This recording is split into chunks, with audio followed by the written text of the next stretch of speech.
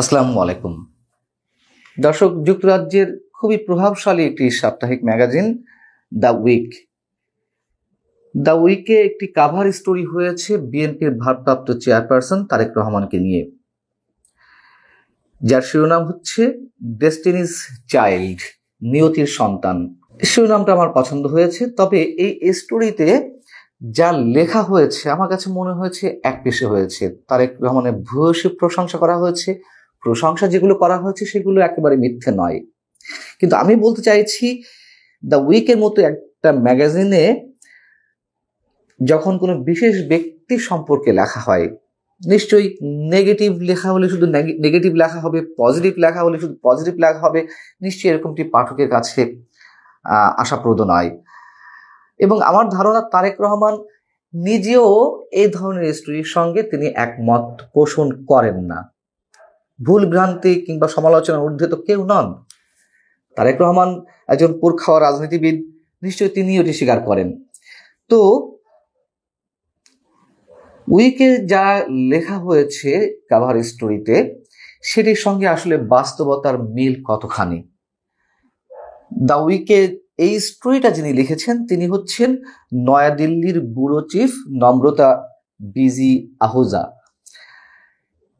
এখানে বলা হচ্ছে যে আওয়ামী লীগ সরকার কর্তৃক বিএনপি ভাঙার চেষ্টার বিপরীতে তারেক রহমানের নেতৃত্বেই দল ঐক্যবদ্ধ রয়েছে এবং তারেক রহমান প্রধানমন্ত্রী হওয়ার পথে রয়েছেন, কারণ দিন দিন তার জনপ্রিয়তা বাড়ছে।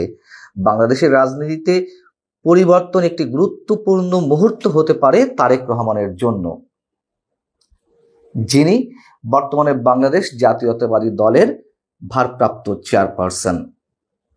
কথা সত্য, অনেকাংশেই সত্য, তার জনপ্রিয়তা বাড়ছে, কিন্তু জনপ্রিয়তা বাড়লেও তিনি কি তা ধরে রাখতে পারছেন?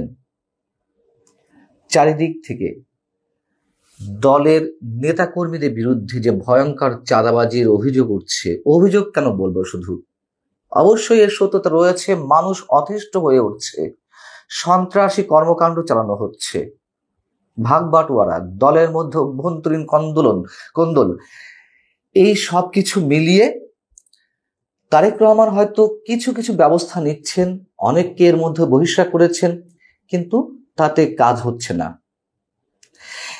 উইকে লেখা হচ্ছে যে 57 বছর বয়সী তারেক এখন তার মায়ের পদাঙ্ক অনুসরণ করছেন, কারণ বাংলাদেশ গণতান্ত্রিক প্রক্রিয়া পুনরায় শুরু করার চেষ্টা করছে। আওয়ামী লীগ সরকারকে সরিয়ে দেওয়ার পর বিএনপি দেশের সবচেয়ে বড় রাজনৈতিক শক্তি হিসেবে আবির্ভূত হয়েছে।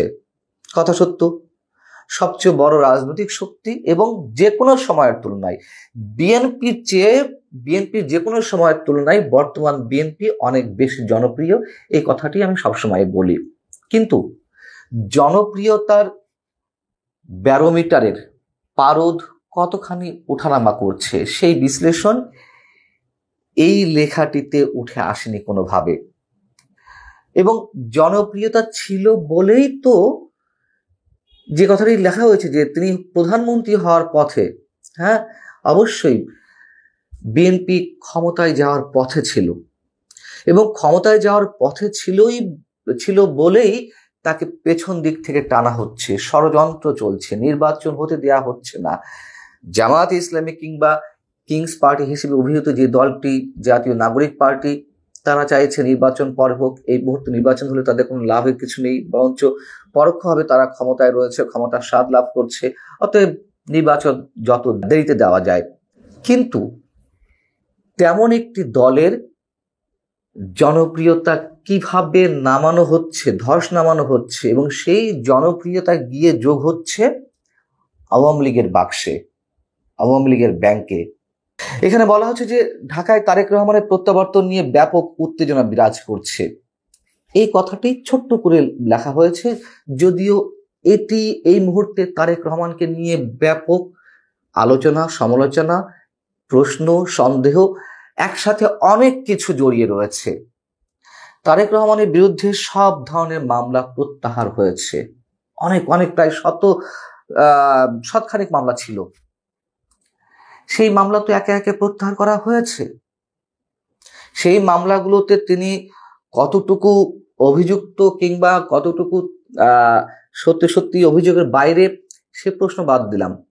কথা হচ্ছে যে তার নামে এই মুহূর্তে কোনো মামলা নেই।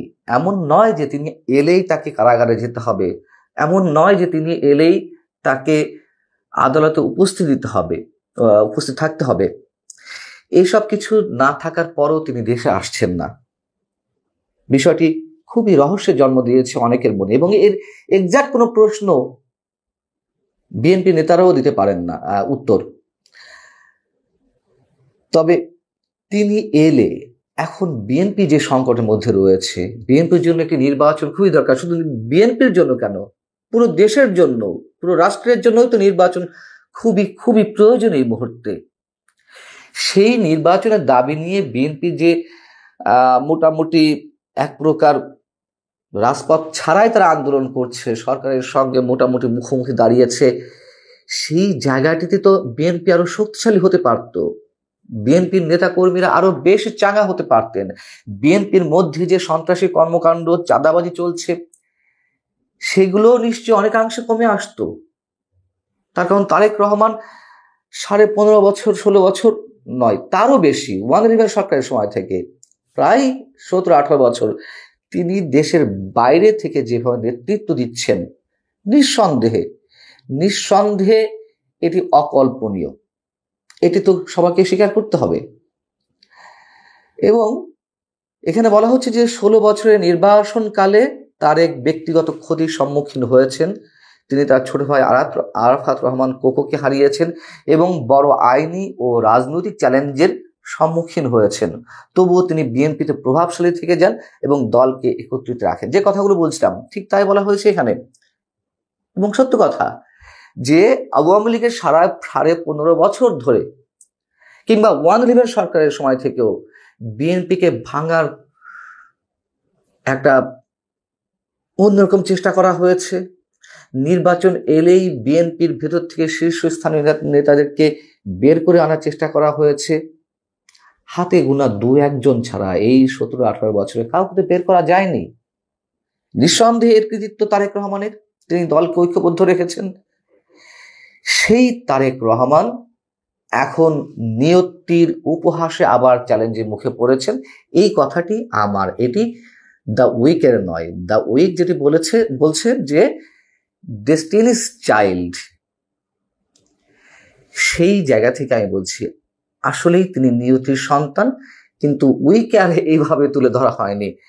তার এত জনপ্রিয়তা থাকা সত্ত্বেও, এত কঠিন পথ পেরিয়ে আসার পরেও, এত ভয়ঙ্কর সব ষড়যন্ত্রের মধ্য দিয়ে দলকে এ পর্যন্ত আনার পরও তার দল ক্ষমতায় যেতে পারবে কিনা সেই প্রশ্নটি এখন উঠেছে।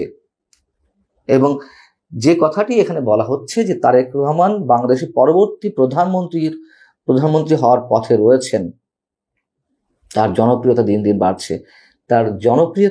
বাড়ছে ঠিকই, তার দলের জনপ্রিয়তা কোথায় গিয়ে ঠেকছে এটি নিশ্চয়ই বিএনপি পর্যালোচনা করছে। তার ফিরে আসাটা খুবই জরুরি। আল্লাহ হাফেজ, ভালো থাকুন সবাই।